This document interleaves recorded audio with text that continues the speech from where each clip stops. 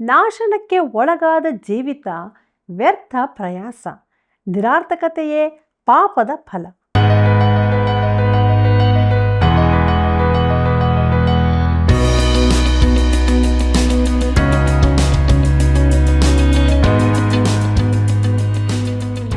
ಪ್ರೀತಿಯುಳ್ಳ ಆತ್ಮೀಯ ಸ್ನೇಹಿತರೆ, ನಿಮ್ಮೆಲ್ಲರಿಗೂ ತುಂಬ ಹೃದಯದ ವಂದನೆಗಳು. ಎಫೆಸದವರಿಗೆ ಬರೆದ ಪತ್ರಿಕೆಯ ಅಧ್ಯಯನವು ನಮ್ಮ ಬಾಳಿಗೆ ಹೊಸ ಹೊಸ ವಿಚಾರಗಳನ್ನು ತಿಳಿಯಪಡಿಸ್ತಾ ಇದೆ. ಮನುಷ್ಯನು ತನ್ನ ಸುತ್ತಲೂ ಹಲವಾರು ನಿಷೇಧಗಳನ್ನು ಹಾಕಿಕೊಳ್ಳುತ್ತಾನೆ. ಆತ್ಮಿಕ ಜೀವಿತದಲ್ಲಿ ನೂತನ ಮನುಷ್ಯನಿಗೆ ಇರುವ ನಿಷೇಧಗಳ ವಿವರಣೆಗಳನ್ನು ಇಂದು ದೇವರು ನಮ್ಮ ಮುಂದೆ ಇಡುವಾಗ ಅದನ್ನು ತಿಳಿದುಕೊಳ್ಳಲು ಬನ್ನಿರಿ. ಪ್ರಾರ್ಥನಾ ಪೂರ್ವಕವಾಗಿ ನಮ್ಮ ಅಧ್ಯಯನವನ್ನು ಈಗ ಪ್ರಾರಂಭಿಸೋಣ. ಪ್ರಾರ್ಥನೆಯನ್ನು ಮಾಡೋಣ. ಸ್ತುತಿ ಸ್ತೋತ್ರಗಳ ಮಧ್ಯದಲ್ಲಿ ವಾಸ ಮಾಡುವಂಥ ನಮ್ಮ ಸ್ವರ್ಗೀಯ ತಂದೆಯಾದ ದೇವರೇ, ಈ ಒಂದು ಅವಕಾಶಕ್ಕಾಗಿ ಸ್ತೋತ್ರ. ನಮ್ಮ ಪ್ರೀತಿಯ ಬಾಂಧವರನ್ನು ಆಶೀರ್ವದಿಸುತ್ತಾ ಬಂದಿದ್ದಿ, ಅದಕ್ಕಾಗಿಯೂ ಸ್ತೋತ್ರ. ಅವರೊಬ್ಬೊಬ್ಬರ ಅವಶ್ಯಕತೆಗಳನ್ನು, ಕೊರತೆಗಳನ್ನು ನೀಗಿಸಿ ನಿನ್ನ ವಾಕ್ಯದ ಬೆಳಕಿನಲ್ಲಿ ನಡೆಸ್ತಾ ಇದ್ದಿ. ಎಫೆಸದವರಿಗೆ ಬರೆದ ಪತ್ರಿಕೆ ಮೂಲಕ ಕಲಿತಂಥ ಒಂದೊಂದು ಆತ್ಮಿಕ ವಿಚಾರಗಳನ್ನು ಮರೆತು ಹೋಗದಂತೆ ಕೃಪೆ ತೋರಿಸು. ಅವರೊಬ್ಬೊಬ್ಬರನ್ನು ಆಶೀರ್ವದಿಸು, ಅವರ ಕುಟುಂಬಗಳನ್ನು ಭದ್ರಪಡಿಸು. ಯೇಸುವಿನ ನಾಮದಲ್ಲಿ ಬೇಡಿದ್ದೇವೆ, ಆಮೇನ್. ಕಂದ, ನನ್ನ ಮಾತುಗಳನ್ನು ಆಲಿಸು, ನನ್ನ ನುಡಿಗಳಿಗೆ ಕಿವಿಗೊಡು. ಜ್ಞಾನೋಕ್ತಿಗಳು 4:20. ಕರ್ತನಲ್ಲಿ ಪ್ರೀತಿಯುಳ್ಳ ಸಹೋದರ ಸಹೋದರಿಯರೇ, ನಮ್ಮ ರಕ್ಷಕನಾದ ಯೇಸು ಕ್ರಿಸ್ತನ ಅತಿ ಪರಿಶುದ್ಧವುಳ್ಳ ನಾಮದಲ್ಲಿ ನಿಮ್ಮೆಲ್ಲರಿಗೂ ನನ್ನ ಹೃದಯಪೂರ್ವಕವಾದ ಪ್ರೀತಿಯ ವಂದನೆಗಳು. ದೇವರ ಮಹಾಕೃಪೆಯಿಂದ ಎಫೆಸದವರಿಗೆ ಬರೆದ ಪತ್ರಿಕೆಯ ಅಧ್ಯಯನದಲ್ಲಿ ನಾವು ಮುಂದೆ ಸಾಗುತ್ತಾ ಇದ್ದೇವೆ. ಕಳೆದ ಕಾರ್ಯಕ್ರಮದಲ್ಲಿ ನಾವು ಧ್ಯಾನ ಮಾಡಿದಂಥ ಎಲ್ಲ ವಿಚಾರಗಳನ್ನು ನೆನಪು ಮಾಡಿಕೊಳ್ಳೋಣ. ದೇವರು ತನ್ನ ವಾಕ್ಯದಲ್ಲಿ ನಮ್ಮ ಸಂಗಡ ಮಾತನಾಡಿದ್ದಕ್ಕಾಗಿ ಸ್ತೋತ್ರ ಸಲ್ಲಿಸುತ್ತಾ ನಮ್ಮ ಅಧ್ಯಯನದಲ್ಲಿ ಮುಂದೆ ಸಾಗುವಾಗ ನೂತನ ಮನುಷ್ಯನಿಗಿರುವ ನಿಷೇಧಗಳು ಎಂಬ ವಿಚಾರವನ್ನು ನೋಡೋಣ. ಎಫೆಸದವರಿಗೆ ಬರೆದ ಪತ್ರಿಕೆ 4ನೇ ಅಧ್ಯಾಯ 17ನೇ ವಚನದಿಂದ 19ನೇ ವಚನದವರೆಗೆ ಹೀಗೆ ನೋಡುತ್ತೇವೆ. ಆದುದರಿಂದ ಅನ್ಯಜನರು ನಡೆದುಕೊಳ್ಳುವ ಪ್ರಕಾರ ನೀವು ಇನ್ನು ಮೇಲೆ ನಡೆದುಕೊಳ್ಳಬಾರದೆಂದು ಕರ್ತನಲ್ಲಿರುವವನಾಗಿ ನಿಮಗೆ ಖಂಡಿತವಾಗಿ ಹೇಳುತ್ತೇನೆ. ಅವರು ನಿಷ್ಪ್ರಯೋಜನವಾದ ಬುದ್ಧಿಯುಳ್ಳವರಾಗಿ ನಡೆದುಕೊಳ್ಳುತ್ತಾರೆ. ಅವರ ಮನಸ್ಸು ಮೊಬ್ಬಾಗಿ ಹೋಗಿದೆ. ಅವರು ತಮ್ಮ ಹೃದಯದ ಕಾಠಿಣ್ಯದ ನಿಮಿತ್ತದಿಂದಲೂ ತಮ್ಮಲ್ಲಿರುವ ಅಜ್ಞಾನದ ನಿಮಿತ್ತದಿಂದಲೂ ದೇವರಿಂದಾಗುವ ಜೀವಕ್ಕೆ ಅನ್ಯರಾಗಿದ್ದಾರೆ. ಅವರು ತಮ್ಮ ದುಸ್ಥಿತಿಗಾಗಿ ಸ್ವಲ್ಪವೂ ಚಿಂತಿಸದೆ ತಮ್ಮನ್ನು ಬಂಡುತನಕ್ಕೆ ಒಪ್ಪಿಸಿಕೊಟ್ಟು ಎಲ್ಲ ವಿಧವಾದ ಅಶುದ್ಧ ಕೃತ್ಯಗಳನ್ನು ಅತ್ಯಾಸೆಯಿಂದ ನಡೆಸುವರಾಗಿದ್ದಾರೆ ಎಂಬುದಾಗಿ. ಕರ್ತನಲ್ಲಿ ಪ್ರೀತಿಯುಳ್ಳ ದೇವಜನರೇ, ನೂತನ ಮನುಷ್ಯನ ಪ್ರದರ್ಶನವನ್ನು ನೋಡಿದೆವು, ಹಿಂಜರಿಕೆಗಳನ್ನು ನೋಡಿದೆವು. ಈಗ ನಾವು ನೂತನ ಮನುಷ್ಯನ ನಿಷೇಧಗಳನ್ನು ನೋಡುತ್ತಿದ್ದೇವೆ. ಇದು ವಿಶ್ವಾಸಿಯ ಜೀವಿತದ ಋಣಾತ್ಮಕ ವಿಚಾರವಾಗಿದ್ದು ನಾವು ಇದನ್ನು ತಿಳಿಯುವುದು ಅವಶ್ಯವಾಗಿದೆ. ಇದಕ್ಕೆ ಹೆಚ್ಚಿನ ಪ್ರಾಮುಖ್ಯತೆಯನ್ನು ನಾವು ಕೊಡುತ್ತಿಲ್ಲ. ನೂತನ ನೈತಿಕತೆ ಕುರಿತು ನಾವು ಮಾತಾಡುತ್ತೇವೆ. ಇದು ಲೋಕದಲ್ಲಿನ ಹಳೇ ಪಾಪವಲ್ಲದೆ ಬೇರೆಯಲ್ಲ. ಪ್ರಿಯರೇ, ಕ್ರಿಸ್ತನಲ್ಲಿ ಸ್ವಾತಂತ್ರ್ಯ ಉಂಟು, ಆದರೆ ಅದು ಪಾಪ ಮಾಡುವುದಕ್ಕೆ ಪರವಾನಿಗೆಯಲ್ಲ. ಹೊಸ ಮನುಷ್ಯನಿಗಿರುವ ವಾಕ್ಯಾನುಸಾರ ನಿಷೇಧಗಳು ಜನರು ಮಾಡಿಕೊಳ್ಳುವ ನಿಷೇಧಗಳಲ್ಲ. ಸ್ತ್ರೀಯರು ಸೌಂದರ್ಯ ಸಾಧನಗಳನ್ನು ಉಪಯೋಗಿಸಬಾರದೆಂದು ಎಲ್ಲಿಯೂ ಬರೆದಿಲ್ಲ. ಸ್ತ್ರೀಯರಲ್ಲಿ ಕೆಲವರು ಉಪಯೋಗಿಸುತ್ತಿದ್ದ ಸೌಂದರ್ಯ ಸಾಧನಗಳ ಮೇಲಿಂದ ಅವರ ಆತ್ಮೀಕತೆಯ ಮಟ್ಟವನ್ನು ಅಳೆಯುವವರೂ ಇದ್ದಾರೆ. ಇನ್ನು ಅನೇಕ ಯುವತಿಯರು ಸೌಂದರ್ಯ ಸಾಧನಗಳನ್ನು ಉಪಯೋಗಿಸದೆ ಇರುವುದರಿಂದ ತಾವು ಆತ್ಮೀಯರೆಂದು ತಿಳಿದುಕೊಂಡಿದ್ದರು. ಕ್ರೈಸ್ತರು ತಮ್ಮಲ್ಲಿರುವುದನ್ನು ಚೆನ್ನಾಗಿ ಉಪಯೋಗಿಸಿಕೊಳ್ಳಬೇಕು. ಅದರ ಅರ್ಥ ಅವರು ತಮ್ಮ ದೇಹವಿಡೀ ಬಣ್ಣಗಳಿಂದ ಅಲಂಕರಿಸಿಕೊಳ್ಳಬೇಕೆಂದಲ್ಲ. ಆದರೂ ಕೆಲವು ಕ್ರೈಸ್ತರು ವಾಕ್ಯದಲ್ಲಿಲ್ಲದ ಈ ನಿಯಮಗಳನ್ನು ಮಾಡಬೇಕೆನ್ನುತ್ತಾರೆ. ಪ್ರೀತಿಯುಳ್ಳ ದೇವಜನರೇ, ನೂತನ ಮನುಷ್ಯನಿಗೆ ದೇವರು ನಿಷೇಧಪಡಿಸುವಂಥದ್ದೆಲ್ಲವೂ ಆತನ ವಾಕ್ಯದಲ್ಲಿ ವಿರುದ್ಧ ರೀತಿಯಲ್ಲಿರುವಂಥದ್ದೇ. ಧನಾತ್ಮಕ ಯೋಚನೆಗಳ ಶಕ್ತಿಯ ಕುರಿತಾಗಿ ನಾವು ತುಂಬ ಕೇಳುತ್ತೇವೆ. ಸ್ವಲ್ಪ ಋಣಾತ್ಮಕ ಯೋಚನೆಗಳ ಶಕ್ತಿಯೂ ಬೇಕಾಗಿದೆ. ಏದೇನ್ ತೋಟದಲ್ಲಿ ಕೊಡಲ್ಪಟ್ಟ ಮೊದಲನೇ ಆಜ್ಞೆಯು ನಿಷೇಧವಾದದ್ದೆಂದು ಗಮನಿಸಿದ್ದೀರೋ? ಆದಿಕಾಂಡ 2ನೇ ಅಧ್ಯಾಯ 17ನೇ ವಚನ ಹೀಗೆ ಹೇಳುತ್ತದೆ: ಒಳ್ಳೆಯದರ ಕೆಟ್ಟದರ ಅರುಹನ್ನು ಹುಟ್ಟಿಸುವ ಮರದ ಹಣ್ಣನ್ನು ಮಾತ್ರ ತಿನ್ನಬಾರದು. ತಿಂದ ದಿನ ಸತ್ತೇ ಹೋಗುವಿ ಎಂಬುದಾಗಿ. ಪ್ರಿಯರೇ, ದಶಾಜ್ಞೆಗಳನ್ನು ನೋಡಿರಿ, ಅವೆಲ್ಲವೂ ನಿಷೇಧಾತ್ಮಕವಾದದ್ದೇ, ಆದರೆ ಒಳ್ಳೆಯವುಗಳೇ ಆಗಿದ್ದವು. ಎಫೆಸ ಪತ್ರಿಕೆಯಲ್ಲಿ ನಾವು ಕೆಲವು ಋಣಾತ್ಮಕ ವಿಚಾರಗಳನ್ನು, ಆದರೆ ಒಳ್ಳೆಯವುಗಳಾಗಿರುವುದನ್ನು ನೋಡುತ್ತೇವೆ. ನಾವು ಅನ್ಯ ಜನರು ನಡಕೊಳ್ಳುವ ಪ್ರಕಾರ ನಡೆದುಕೊಳ್ಳಬಾರದು. ಇದು ಋಣಾತ್ಮಕ ವಿಚಾರವಾಗಿದೆ. ಕರ್ತನಲ್ಲಿ ಪ್ರಿಯರೇ, ಈ ಸ್ಥಳದಲ್ಲಿ ಪೌಲನು ವಿಶ್ವಾಸಿಯ ನಡತೆಯ ಪ್ರಾಯೋಗಿಕ ಸಂಗತಿಗಳ ಕುರಿತು ಹೇಳುತ್ತಾನೆ. ಇದರ ಕುರಿತು ವಚನ 1-3 ಪೀಠಿಕೆ ಹೇಳಿದ್ದಾನೆ. ಆದರೆ ಸಭೆಯ ಐಕ್ಯತೆಯ ಕುರಿತು ಮಾತನಾಡುತ್ತಾ ಮೊದಲಿನ ವಿಚಾರ ಮರೆಯಾಯಿತು. ಈಗ ಅವನು ಅನ್ಯಜನಗಳ ಜೀವಿತಗಳನ್ನು, ರಕ್ಷಣೆ ಹೊಂದುವ ಮೊದಲಿನ ಎಫೆಸದವರ ಜೀವಿತಗಳನ್ನು ತಿಳಿಸುತ್ತಾನೆ. 2ನೇ ಅಧ್ಯಾಯ 11-12 ಅವನು ಅವರು ಹೇಗೆ ದೂರವಾಗಿದ್ದಾರೆಂದು, ನಿರೀಕ್ಷೆಯಿಲ್ಲದವರು, ದೇವರಿಲ್ಲದವರೂ ಆಗಿದ್ದು ಪಾಪದಲ್ಲಿ ಜೀವಿಸುತ್ತಿದ್ದಾರೆಂದೂ ಹೇಳಿದ್ದಾನೆ. ಇದು ಅವರ ಚಿತ್ರಣವಾಗಿತ್ತು. ಪ್ರೀತಿಯುಳ್ಳ ದೇವಜನರೇ, ನಾಶನ ಪಾತ್ರರಾದವರ ಚಿತ್ರಣ ಕೂಡ ಇದೇ ಆಗಿರುತ್ತದೆ. ಅನ್ಯಜನಗಳು ನಡಕೊಳ್ಳುವ 4 ರೀತಿಗಳನ್ನು ಪೌಲನು ತಿಳಿಸಿರುತ್ತಾನೆ. ಇದು ನಾಶನಕ್ಕೊಳಗಾದವರ ಜೀವಿತದ ವ್ಯರ್ಥ ಪ್ರಯಾಸ ಹಾಗೂ ನಿರಾರ್ಥಕತೆಯನ್ನು ತಿಳಿಸುತ್ತದೆ.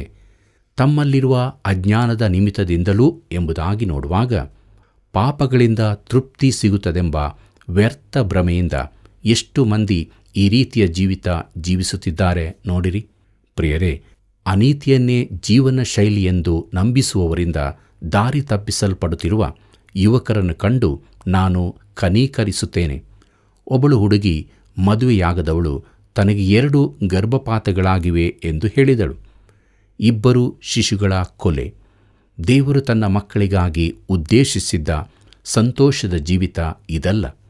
ಅದು ಕಳೆದು ಹೋದ ಒಬ್ಬನ ಜೀವಿತ, ಮನಸ್ಸಿನ ವ್ಯರ್ಥತ್ವದ ನಡೆ. ಅದು ಜೀವಿತದ ಕುರಿತಾದ ಖಾಲಿಯಾದ ಭ್ರಮೆಯಾಗಿದೆ. ಪ್ರೀತಿಯುಳ್ಳ ದೇವಜನರೇ, ಅಮಲು ಪದಾರ್ಥಗಳ ಸೇವನೆ ಇನ್ನೊಂದು ಭ್ರಮೆಯಾಗಿದೆ. ಅಮಲುಕೋರತನ ಅನೇಕರನ್ನು ನಾಶಪಡಿಸಿದೆ.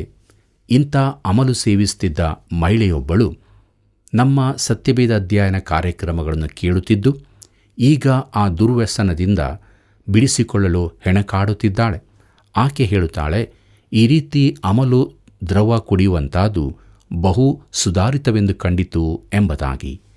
ಕರ್ತನಲ್ಲಿ ಪ್ರೀತಿಯುಳ್ಳ ದೇವಜನರೇ, ಅವರ ಮನಸ್ಸು ಮೊಬ್ಬಾಗಿ ಹೋಗಿದೆ. ಅಂದರೆ ನಾಶನ ಪಾತ್ರನಾದವನು ನೈತಿಕ ಮೌಲ್ಯಗಳ ಅರ್ಥವನ್ನೇ ತಿಳಿದವನಾಗಿದ್ದಾನೆ. ಈ ದಿನಗಳಲ್ಲಿ ಇದನ್ನೇ ಬೆಳೆಸುತ್ತಿದ್ದಾರೆ, ನೈತಿಕ ಮೌಲ್ಯಗಳ ಅರ್ಥವನ್ನು ಕಳಕೊಳ್ಳುವುದು. ಮುಂದಕ್ಕೆ ನೋಡುತ್ತೇವೆ, ತಮ್ಮಲ್ಲಿರುವ ಅಜ್ಞಾನದ ನಿಮಿತ್ತದಿಂದ ದೇವರಿಂದ ಆಗುವ ಜೀವಕ್ಕೆ ಅನ್ಯರಾಗಿದ್ದಾರೆ ಎಂಬುದಾಗಿ ನೋಡುವಾಗ, ಇದು ಕ್ರಿಸ್ತನಿಲ್ಲದ ಮಾನವ ಜನಾಂಗದ ಚಿತ್ರಣವಾಗಿದೆ. ಇದು ಆದಾಮನ ಸಂತಾನದವರೆಲ್ಲರೂ ವಂಶ ಪಾರಂಪರ್ಯವಾಗಿ ಪಡಕೊಂಡು ಬಂದ ಆದಾಮನ ತಿರುಗಿ ಬೀಳುವಿಕೆಯಾಗಿದೆ. ಇದು ಮಾನವನ ಎಂಥ ಚಿತ್ರಣ! ತಾನು ಜೀವಿಸುತ್ತಿದ್ದೇನೆಂದು ಅವನು ನೆನೆಸುತ್ತಾನೆ. ಒಬ್ಬನು ತನ್ನ ವಾರದ ಸಂಪಾದನೆಯನ್ನೆಲ್ಲ ಒಂದು ರಾತ್ರಿ ಕ್ಲಬ್ಗಾಗಿ ಖರ್ಚು ಮಾಡಿದೆ ಎಂದು ಹೇಳಿದ. ಇದರಿಂದೇನು ಸಿಕ್ಕಿತು? ಒಳ್ಳೆ ಸಂತಸದ ಸಮಯವೋ? ವಿನೋದಕ್ಕಾಗಿ ಈ ರೀತಿ ಮಾಡುವುದು ಬಹಳ ಖರ್ಚಿನ ವಿಚಾರವಾಗಿದೆ. ಅವನು ದೇವರ ಜೀವದಿಂದ ದೂರವಾಗಿ ಹೋಗಿದ್ದಾನೆ. ದೇವರೊಂದಿಗೆ ಯಾವ ಸಂಪರ್ಕವೂ ಇರುವುದಿಲ್ಲ. ತನ್ನ ಅಪರಾಧ ಪಾಪಗಳಲ್ಲಿ ಅವನು ಸತ್ತವನಾಗಿದ್ದಾನೆ. ಇಂಥವನಿಗೆ ದೇವರೊಂದಿಗಿನ ಸಂಬಂಧದಲ್ಲಿರುವ ಅಗಣಿತವಾದ ಲಾಭಗಳ ಅಂದಾಜು ಇರುವುದಿಲ್ಲ. ಇದರ ಪರಿಣಾಮವಾಗಿ ಹೃದಯ ಕಠಿಣವಾಗುತ್ತದೆ. ಪ್ರೀತಿಯುಳ್ಳ ಸಹೋದರ ಸಹೋದರಿಯರೇ, ಅವರು ತಮ್ಮ ದುಸ್ಥಿತಿಗಾಗಿ ಸ್ವಲ್ಪವೂ ಚಿಂತಿಸದೆ ತಮ್ಮನ್ನು ಬಂಡುತನಕ್ಕೆ ಒಪ್ಪಿಸಿಕೊಟ್ಟು ಎಲ್ಲ ವಿಧವಾದ ಅಶುದ್ಧ ಕೃತ್ಯಗಳನ್ನು ಅತ್ಯಾಸೆಯಿಂದ ನಡೆಸುವರಾಗಿದ್ದಾರೆ ಎಂಬುದಾಗಿ ನೋಡುವಾಗ, ಈ ರೀತಿಯ ನೈತಿಕ ಪತನದಲ್ಲಿ ಅಧಪತನದಲ್ಲಿ ಮುಂದುವರಿಯುತ್ತಾ ಪಾಪಗಳ ಕುರಿತಾಗಿ ಯಾವುದೇ ತಪ್ಪು ಭಾವನೆಗಳಿಲ್ಲದವರಾಗಿರುತ್ತಾರೆ. ಇದರ ಫಲವಾಗಿ ಅನೀತಿ, ದುರಾಶಾ ಕೃತ್ಯಗಳಲ್ಲಿ ಇನ್ನಷ್ಟು ಮುಳುಗಿ ಹೋಗುತ್ತಾರೆ. ಈ ರೀತಿಯ ವಿಷವರ್ತುಲದಿಂದಾಗಿ ಪಾಪದಲ್ಲಿ ಇನ್ನೂ ಆಳಕ್ಕೆ ಹೋಗುವ ಆಸೆಯುಳ್ಳವರಾಗುತ್ತಾರೆ. ಪ್ರಿಯರೇ, ಈ ರಾತ್ರಿ ನೀವು ಪಟ್ಟಣಕ್ಕೆಲ್ಲ ಕೆಂಪು ಬಣ್ಣ ಕೊಟ್ಟರೆ, ನಾಳೆ ರಾತ್ರಿ ಅದೇ ಕೆಲಸಕ್ಕೆ ಹೆಚ್ಚು ಬಣ್ಣವೂ ದೊಡ್ಡ ಬ್ರಷ್ ಬೇಕಾಗುತ್ತದೆ. ಅಂದರೆ ಅನೈತಿಕತೆಯುಳ್ಳ, ಅತಿ ಆಳಕ್ಕೆ ಇಳಿಯುವ ಆಸೆಯುಳ್ಳವರಾಗುತ್ತಾರೆ. ಪಾಪದಲ್ಲಿರುವ ಮಾನವರಿಗೆ ಪಾಪದಿಂದ ತೃಪ್ತಿ ಸಿಗುವುದಿಲ್ಲ. ಅವರು ಪಾಪದಲ್ಲೇ ಮುಳುಗಿ ಹೋದವರಾಗಿರುತ್ತಾರೆ. ರೋಮಾಪುರದವರಿಗೆ ಬರೆದ ಪತ್ರಿಕೆ 1ನೇ ಅಧ್ಯಾಯದಲ್ಲಿ, ಆದ ಕಾರಣ ಅವರು ಮನಸ್ಸಿನ ದುರಾಶೆಗಳಂತೆ ನಡೆದು ತಮ್ಮ ದೇಹಗಳನ್ನು ಮಾನಹೀನ ಮಾಡಿಕೊಳ್ಳಲಿ ಎಂದು ದೇವರು ಅವರನ್ನು ಹೊಲಸಾದ ನಡತೆಗೆ ಒಪ್ಪಿಸಿದನು ಎಂಬುದಾಗಿ ರೋಮಾಪುರದವರಿಗೆ ಬರೆದ ಪತ್ರಿಕೆ 1ನೇ ಅಧ್ಯಾಯ 24ನೇ ವಚನದಲ್ಲಿ ಓದುತ್ತೇವೆ. ಪ್ರಿಯ ಸ್ನೇಹಿತನೇ, ನೀನು ಕೈ ಬಿಡಲ್ಪಟ್ಟ ಪಾಪಿಯಾದರೆ ಇದೇ ಸ್ಥಿತಿಗೆ ತಲುಪುತ್ತಿ. ನಿನ್ನನ್ನು ನೀನು ದೇವರ ವಾಕ್ಯದ ಬೆಳಕಿನಲ್ಲಿ ಪರೀಕ್ಷಿಸಿಕೊಳ್ಳುವುದು ಎಷ್ಟೋ ಉತ್ತಮ.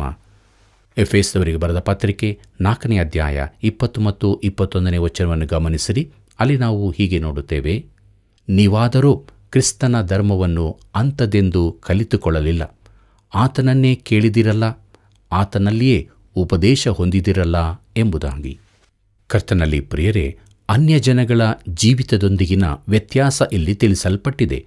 ಯಾವನಾದರೂ ಯೇಸುವಿನ ಮಾತುಗಳನ್ನು ಕೇಳುವವನಾಗಿರದಿದ್ದರೆ ಯೇಸುವು ಅವನ ರಕ್ಷಕನಾಗಿರುವುದಿಲ್ಲ. ಕರ್ತನಾದ ಯೇಸು ಕುರುಬನಾಗಿದ್ದಾನೆ. ಆತನ ಕುರಿಗಳು ಆತನ ಸ್ವರಕ್ಕೆ ಕಿವಿಗೊಡುತ್ತವೆ. ನೀನು ಆತನ ಸ್ವರವನ್ನು ಕೇಳಲಿಲ್ಲವಾದರೆ ನೀನು ಆತನ ಕುರಿಯಲ್ಲ. ಅನ್ಯಜನಗಳನ್ನು ಅವರ ಸ್ವಭಾವದಿಂದ ಬೇರೆ ಮಾಡುವುದು ಯಾವುದು? ಅವರು ಏನು ಮಾಡಬೇಕಾಗಿದೆ? ಅವರು ಕ್ರಿಸ್ತನ ಮಾತುಗಳಿಗೆ ಕಿವಿಗೊಡಬೇಕು. ಆತನಿಂದ ಬೋಧನೆ ಹೊಂದಬೇಕು. ಆತನ ಕುರಿಗಳಲ್ಲದವರು ಆತನಿಗೆ ಕಿವಿಗೊಡುವುದಿಲ್ಲ. ಪ್ರೀತಿಯುಳ್ಳ ದೇವಜನರೇ, ರಕ್ಷಿಸಲ್ಪಡದವನೊಬ್ಬನು ನನಗೆ ಪತ್ರ ಬರೆದು ನನ್ನ ಮಾತುಗಳನ್ನು ಒಪ್ಪುವುದಿಲ್ಲವೆಂದು ಹೇಳಿದರೆ ನನಗೇನೂ ಅದರಿಂದ ಬಾಧಕವಿಲ್ಲ. ಸರಿ, ನೀನು ನನ್ನ ಮಾತುಗಳನ್ನು ಒಪ್ಪಬೇಡ ಎಂದು ಹೇಳುತ್ತೇನೆ. ಒಂದು ವೇಳೆ ಅವನು ಒಪ್ಪಿಕೊಂಡರೆ ಏನೋ ತೊಂದರೆಯಿದೆ ಎಂದರ್ಥ. ರಕ್ಷಿಸಲ್ಪಟ್ಟವನು ಕರ್ತನಾದ ಯೇಸುವನ್ನು ತನ್ನ ಕುರುಬನೆಂದು ಒಪ್ಪಿಕೊಳ್ಳುತ್ತಾನೆ. ಅವನು ಕುರುಬನಿಗೆ ಕಿವಿಗೊಟ್ಟು ಆ ಕುರುಬನನ್ನು ಹಿಂಬಾಲಿಸುತ್ತಾನೆ. ಆದರೆ ರಕ್ಷಿಸಲ್ಪಡದವನು ತನ್ನದೇ ದಾರಿ ಹಿಡಿಯುತ್ತಾನೆ.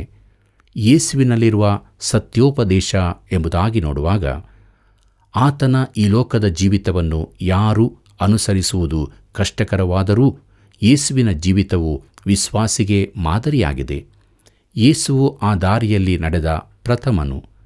ಈ ಲೋಕದ ಜೀವಿತಕ್ಕೆ ಆತನೇ ತಕ್ಕ ಮಾದರಿಯಾಗಿದ್ದಾನೆ. ನಮಗೋಸ್ಕರ ಮರಣದ್ವಾರವನ್ನು ಹಾದು ಹೋದವನು ಆತನೇ ಆಗಿದ್ದಾನೆ. ಯಾವ ವಿಶ್ವಾಸಿಯಾದರೂ ಈ ದಿನಗಳಲ್ಲಿ ಕತ್ತಲಲ್ಲಿರುವ, ಅಜ್ಞಾನಿಯಾಗಿರುವ, ಇಲ್ಲವೇ ಕುರುಡನಾಗಿರುವ ಅಗತ್ಯವಿಲ್ಲ. ಮುಂದಕ್ಕೆ ನೋಡೋಣ. ಎಫೆಸದವರಿಗೆ ಬರೆದ ಪತ್ರಿಕೆ 4ನೇ ಅಧ್ಯಾಯ 22ನೇ ವಚನದಿಂದ 24ನೇ ವಚನದವರೆಗೆ. ಅಲ್ಲಿ ಹೀಗೆ ಬರೆದದೆ, ಯೇಸುವಿನಲ್ಲಿರುವ ಸತ್ಯೋಪದೇಶವು ಯಾವುದೆಂದರೆ, ನೀವು ನಿಮ್ಮ ಹಿಂದಿನ ನಡತೆಯನ್ನು ಅನುಸರಿಸದೆ ಪೂರ್ವ ಸ್ವಭಾವವನ್ನು ತೆಗೆದುಹಾಕಿ ಬಿಡಬೇಕು. ಅದು ಮೋಸಕರವಾದ ದುರಾಶೆಗಳಿಂದ ಕೆಟ್ಟು ಹೋಗುವಂತಾದು.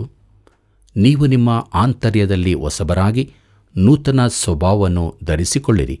ಆ ಸ್ವಭಾವವು ದೇವರ ಹೋಲಿಕೆಯ ಮೇರೆಗೆ ಸತ್ಯಾನುಗುಣವಾದ ನೀತಿಯುಳ್ಳದ್ದಾಗಿಯೂ ದೇವ ಭಯವುಳ್ಳದ್ದಾಗಿಯೂ ನಿರ್ಮಿಸಲ್ಪಟ್ಟಿದೆ ಎಂಬುದಾಗಿ.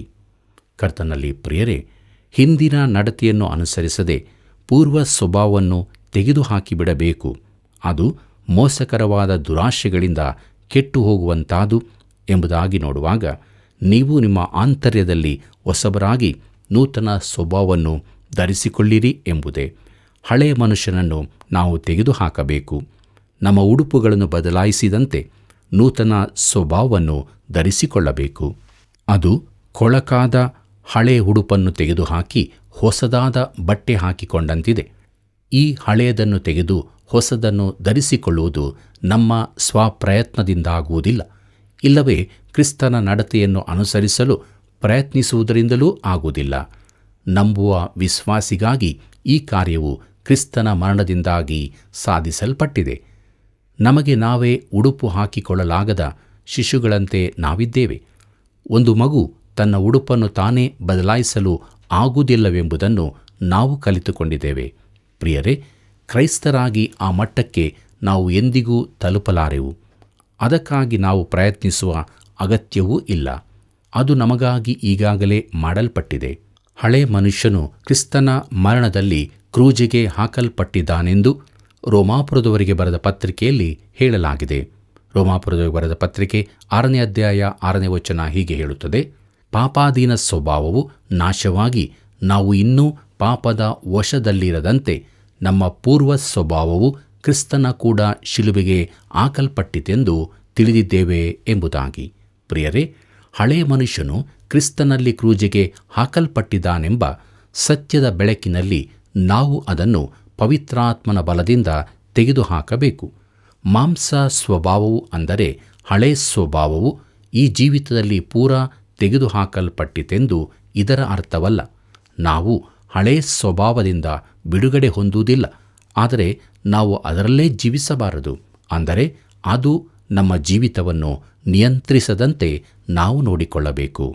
ಪ್ರಿಯರೇ, ಇದಕ್ಕೆ ಬದಲಾಗಿ ನಮಗೆ ಹೊಸ ಸ್ವಭಾವವು ಕೊಡಲ್ಪಡುತ್ತದೆ. ಅದು ಪವಿತ್ರಾತ್ಮನಿಂದುಂಟಾಗುವ ಪುನರ್ಜನ್ಮದ ಫಲವಾಗಿದೆ. ಯಾವನಾದರೂ ಕ್ರಿಸ್ತನಲ್ಲಿದ್ದರೆ ಅವನು ನೂತನ ಸೃಷ್ಟಿಯಾದನು. ಈ ನೂತನ ಸ್ವಭಾವದಲ್ಲಿ ಹೊಸ ಮನುಷ್ಯರಾಗಿ ನಾವು ಜೀವಿಸಬೇಕು. ಈ ಮಹಾ ಸಂದೇಶವು ರೋಮಾಪುರದವರಿಗೆ ಬರೆದ ಪತ್ರಿಕೆಯಿಂದ ಇಲ್ಲಿ ಪುನರುಚ್ಚಾರವಾಗಿದೆ. ಕರ್ತನಲ್ಲಿ ಪ್ರಿಯರೇ, ಆ ಸ್ವಭಾವವು ದೇವರ ಹೋಲಿಕೆಯ ಮೇರೆಗೆ ಸತ್ಯಾನುಗುಣವಾದ ನೀತಿಯುಳ್ಳದ್ದಾಗಿದೆ. ಇದು ಕ್ರಿಸ್ತನ ನೀತಿಯನ್ನು ನಮಗೆ ಒದಿಸಿದ್ದೆಂದು ತಿಳಿಸುತ್ತದೆ. ಇದೆಲ್ಲವೂ ದೇವರ ಪರಿಶುದ್ಧ ಗುಣಕ್ಕನುಸಾರವಾಗಿ ಮಾಡಲ್ಪಡಬೇಕಾಗಿದೆ. ನಾವು ಕ್ರಿಸ್ತನಲ್ಲಿ ನೀತಿವಂತರೆಂದು ಹೇಳಲ್ಪಟ್ಟು ಪರಲೋಕದಲ್ಲಿ ಕ್ರಿಸ್ತನಲ್ಲಿ ಕುಳ್ಳಿರಿಸಲ್ಪಟ್ಟಿರುವುದರಿಂದ ಈ ಲೋಕದ ನಮ್ಮ ನಡವಳಿಕೆಯು ನಮ್ಮ ಸ್ಥಾನಕ್ಕೆ ಯೋಗ್ಯವಾದದ್ದಾಗಿರತಕ್ಕದ್ದು. ಎಫೆಸದವರಿಗೆ ಬರೆದ ಪತ್ರಿಕೆ 4ನೇ ಅಧ್ಯಾಯ 25ನೇ ವಚನದಿಂದ 27ನೇ ವಚನದವರೆಗೆ ಗಮನಿಸಿರಿ. ಅಲ್ಲಿ ನಾವು ಹೀಗೆ ನೋಡುತ್ತೇವೆ: ಆದ ಕಾರಣ ಸುಳ್ಳಾಡುವುದನ್ನು ಬಿಟ್ಟು ಪ್ರತಿಯೊಬ್ಬನೂ ತನ್ನ ನೆರೆಯವನ ಸಂಗಡ ಸತ್ಯವನ್ನೇ ಆಡಲಿ. ಯಾಕಂದರೆ ನಾವೊಬ್ಬರಿಗೊಬ್ಬರು ಅಂಗಗಳಾಗಿದ್ದೇವಲ್ಲ. ಕೋಪ ಮಾಡಬೇಕಾದರೂ ಪಾಪ ಮಾಡಬೇಡಿರಿ. ಸೂರ್ಯನು ಮುಳುಗುವುದಕ್ಕಿಂತ ಮುಂಚೆ ನಿಮ್ಮ ಸಿಟ್ಟು ತೀರಲಿ. ಸೈತಾನನಿಗೆ ಅವಕಾಶ ಕೊಡಬೇಡಿರಿ ಎಂಬುದಾಗಿ. ಕರ್ತನಲ್ಲಿ ಪ್ರಿಯರೇ, ಪೌಲನು 17ನೇ ವಚನದಲ್ಲಿ ಪ್ರಾರಂಭಿಸಿದ ನಿಷೇಧಗಳ ಕುರಿತು ತಿರುಗಿ ಮಾತನಾಡುತ್ತಾನೆ. ವಿಶ್ವಾಸಿಯು ಅನ್ಯಜನಗಳಂತೆ ನಡೆದುಕೊಳ್ಳಬಾರದು. ಈ ಎಚ್ಚರಿಕೆಗಳು ಪತ್ರಿಕೆಯ ಉಳಿದ ಭಾಗದಲ್ಲೂ ಮುಂದುವರಿದಿದೆ. ಪ್ರತಿಯೊಬ್ಬನೂ ಸತ್ಯವನ್ನೇ ಆಡಲಿ ಎಂಬುದಾಗಿ ನೋಡುವಾಗ ಈ ಎಚ್ಚರಿಕೆ ಉಳಿದೆಲ್ಲದರ ಪ್ರಥಮದ್ದಾಗಿದೆ. ಕ್ರಿಸ್ತನ ಕ್ರೂಜಿಯಲ್ಲಿ ಹಳೆಯ ಮನುಷ್ಯನು ತೆಗೆದುಹಾಕಲ್ಪಟ್ಟಾಗ ಸುಳ್ಳು ಮಾತಾಡುವ ನಾಲಿಗೆ, ಮೋಸ ಮಾಡುವ ಹೃದಯಗಳು ಕೂಡ ಕ್ರೂಜಿಗೆ ಹಾಕಲ್ಪಟ್ಟಾಗಿದೆ. ಯೇಸು ನಮಗಾಗಿ ಸಾಯಬೇಕಾದದಕ್ಕೆ ಒಂದು ಕಾರಣವೆಂದರೆ ನೀನು ಸುಳ್ಳುಗಾರರಾಗಿರುವುದರಿಂದ ನಾವು ಯಾವಾಗಲೂ ಸತ್ಯವನ್ನೇ ಆಡಬೇಕು. ದಾವೀದನು ಹೇಳಿದ್ದಾನೆ, ಮನುಷ್ಯರೆಲ್ಲ ಟೊಳ್ಳೆ ಎಂದು ಭ್ರಾಂತಿಯಿಂದ ಉಸಿರಿದಾಗಲು ಎಂಬುದಾಗಿ ಕೀರ್ತನೆ 116 11ನೇ ವಚನದಲ್ಲಿ ಓದುತ್ತೇವೆ. ಈ ವಚನವನ್ನು ಡಾಕ್ಟರ್ WI ಕೇರಲ್ ಎನ್ನುವವರು ತುಂಬಾ ಹಿಂದೆ ಹೇಳಿದ್ದು ನನಗೆ ನೆನಪಿದೆ. ದಾವೀದನು ತಾನು ಇದನ್ನು ಅವಸರದಿಂದ ಹೇಳಿದನೆಂದು ನೆನೆಸಿದ್ದಾನೆ. ನಾನು ಈ ಕುರಿತು ತುಂಬಾ ಯೋಚಿಸಿದ್ದೇನೆ. ದಾವೀದನು ಹೇಳಿದ್ದು ಸತ್ಯವಾಗಿಯೇ ಇರುತ್ತದೆ. ಪ್ರಿಯರೇ, ಸತ್ಯವನ್ನು ಹೇಳುವುದರಿಂದ ಸಾಮಾನ್ಯ ಸಭೆಗಳಲ್ಲಿನ ಅನೇಕ ಸಮಸ್ಯೆಗಳು ಪರಿಹಾರವಾಗುತ್ತವೆ. ಕ್ರೈಸ್ತರೊಳಗೆ ಕೇಳಿಬರುವ ಎಲ್ಲ ವಿಧದ ಸುಳ್ಳುಗಳನ್ನು ಸರಿಪಡಿಸಬೇಕೆಂಬ ನನ್ನ ಯೋಚನೆಯನ್ನು ಎಂದೋ ಬಿಟ್ಟುಬಿಟ್ಟಿದ್ದೇನೆ. ನನ್ನ ಎಲ್ಲ ಸಮಯವನ್ನು ಅದಕ್ಕಾಗಿ ಕಳೆಯಬೇಕಾದೀತು. ವಿಶ್ವಾಸಿಗಳು ಒಂದೇ ಶರೀರದ ಅಂಗಗಳಾಗಿರುವುದರಿಂದ ಸತ್ಯವನ್ನೇ ಆಡಬೇಕಾದದ್ದು ಅತೀ ಅವಶ್ಯವಾಗಿದೆ. ಪ್ರಿಯರೇ, ಕ್ರಿಸ್ತೋತ್ತಮರು ಈ ಹಾಸ್ಯಾಸ್ಪದ ಹೋಲಿಕೆ ಕೊಟ್ಟಿದ್ದಾರೆ. ಅದೇನೆಂದರೆ, ಆದರೆ ಅದು ಸತ್ಯವನ್ನೇ ತಿಳಿಸುವಂಥದ್ದಾಗಿದೆ. ಕಣ್ಣು ಕಾಲಿಗೆ, ಕಾಲು ಕಣ್ಣಿಗೆ ಸುಳ್ಳು ಹೇಳದಿರಲಿ. ಆಳವಾದ ಹೊಂಡವೊಂದರ ಬಾಯಿಯು ಹಲ್ಲುಗಳಿಂದ ಮುಚ್ಚಿ ಹೋಗಿರುವುದಾದರೆ ಅದು ಕಣ್ಣಿಗೆ ಸಮತಟ್ಟು ನೆಲದಂತೆ ಕಾಣಬಹುದು. ಆಗ ಕಣ್ಣು ಕಾಲನ್ನು ಈ ಬಗ್ಗೆ ವಿಚಾರಿಸಿ ಅದು ಗಟ್ಟಿಯಾದ ನೆಲವೋ ಒಳಗೆ ಟೊಳ್ಳಾಗಿರುವ ಹೊಂಡವೋ ಎಂದು ತಿಳುಕೊಳ್ಳಲು ಹೇಳುವುದಿಲ್ಲ. ಆಗ ಕಾಲು ಸುಳ್ಳು ಹೇಳಿ ಇದ್ದ ಸತ್ಯವನ್ನು ಮರೆಮಾಚಿದರೆ, ಇಲ್ಲವೇ ಕಣ್ಣು ತನಗೆ ಕಾಲಿನ ಬಳಿ ಕಂಡ ಸರ್ಪ ಅಥವಾ ಕ್ರೂರ ಮೃಗದ ಕುರಿತಾಗಿ ಸುಳ್ಳು ಹೇಳಿದರೆ? ಪ್ರಿಯರೇ, ಕಾಲು ಕಣ್ಣಿಗೆ ಮೋಸ ಮಾಡುವುದಿಲ್ಲ. ಯಾಕೆಂದರೆ ಅವೆರಡೂ ಒಂದೇ ಶರೀರದ ಅಂಗಗಳಾಗಿವೆ. ಕಣ್ಣು ಕೂಡ ಕಾಲಿಗೆ ಮೋಸ ಮಾಡಲಾರದು. ಅದರಿಂದ ಸಭೆಯಲ್ಲಿ ಪ್ರಾಮಾಣಿಕತೆ ಹಾಗೂ ಸತ್ಯ ಸದಸ್ಯರೊಳಗೆ ಇರಬೇಕಾಗಿದೆ.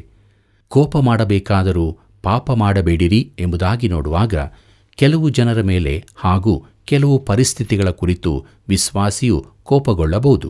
ಈ ದಿನಗಳಲ್ಲಿ ಜನರ ಅಭಿಪ್ರಾಯವೆಂದರೆ, ಒಬ್ಬ ಕ್ರೈಸ್ತನು ಎಲ್ಲ ಸಮಯ ಸಂದರ್ಭಗಳಲ್ಲೂ ಶಾಂತನಾಗಿ ಇರತಕ್ಕದ್ದು ಎಂದು. ನನ್ನ ಮಾತನ್ನು ಲಕ್ಷ್ಯ ಕೊಟ್ಟು ಕೇಳುತ್ತೀರೋ? ಸತ್ಯದ ಹೋರಾಟದಲ್ಲಿ ಯಾವ ವಿಶ್ವಾಸಿಯೂ ತಟಸ್ಥವಾಗಿರಲು ಸಾಧ್ಯವಿಲ್ಲ. ಅವನು ಸುಳ್ಳಿನ ಹರಟೆಯ ಮಾತುಗಳನ್ನು, ಅದರಲ್ಲೂ ಬೇರೆ ಕ್ರೈಸ್ತರ ಕುರಿತಾಗಿದ್ದರೆ ಸಹಿಸಲೇಬಾರದು. ಆದರೆ ಅಂಥ ವ್ಯಕ್ತಿಗಳನ್ನು ನಾವು ಆಳವಾದ ಹಾಗೇ ದ್ವೇಷದಿಂದ ಕಾಣಬಾರದು. ವಿಶ್ವಾಸಿಯ ಜೀವಿತದಲ್ಲಿ ಹೊಟ್ಟೆಕಿಚ್ಚು ಇರಬಾರದು. ಆದ ಕಾರಣ ಎಲ್ಲ ಕೆಟ್ಟತನವನ್ನು, ಎಲ್ಲ ವಂಚನೆಯನ್ನು, ಕಪಟವನ್ನು, ಹೊಟ್ಟೆಕಿಚ್ಚನ್ನು, ಎಲ್ಲ ಥರದ ನಿಂದೆಯನ್ನು ವಿಸರ್ಜಿಸಿ ಎಂಬುದಾಗಿ ಪೇತ್ರನು ಬರೆದ ಮೊದಲನೇ ಪತ್ರಿಕೆ 2ನೇ ಅಧ್ಯಾಯ 1ನೇ ವಚನದಲ್ಲಿ ಓದುತ್ತೇವೆ. ಪ್ರಿಯರೇ, ಹೊಟ್ಟೆಕಿಚ್ಚು ಹೆಪ್ಪುಗಟ್ಟಿದ ಕೋಪವಾಗಿದೆ. ತಪ್ಪಾದದನ್ನು ಸರಿಪಡಿಸಿದ ಬಳಿಕ ಯಾವ ವೈರತ್ವ ಉಳಿಯಬಾರದು. ಕ್ಷಮಿಸಿ ಮರೆತು ಬಿಡು ಎಂಬ ತತ್ವ ಉಪಯೋಗವಾಗಬೇಕು. ದ್ವೇಷ, ಪಾಪದ ಭಾವನೆಗಳನ್ನು ಮನಸ್ಸಿನಲ್ಲಿಟ್ಟುಕೊಳ್ಳುವುದರಿಂದ ಸೈತಾನನಿಗೆ ನಮ್ಮ ಜೀವಿತದಲ್ಲಿ ಆಸ್ಪದ ಕೊಟ್ಟಂತಾಗುತ್ತದೆ. ಅನೇಕರ ಜೀವಿತದಲ್ಲಿ ಇಂತಹ ಸ್ವಭಾವಗಳಿರುತ್ತವೆ. ಅವರು ಕೆಲವರನ್ನು ಹಾಗೆ ಮಾಡುತ್ತಾರೆ.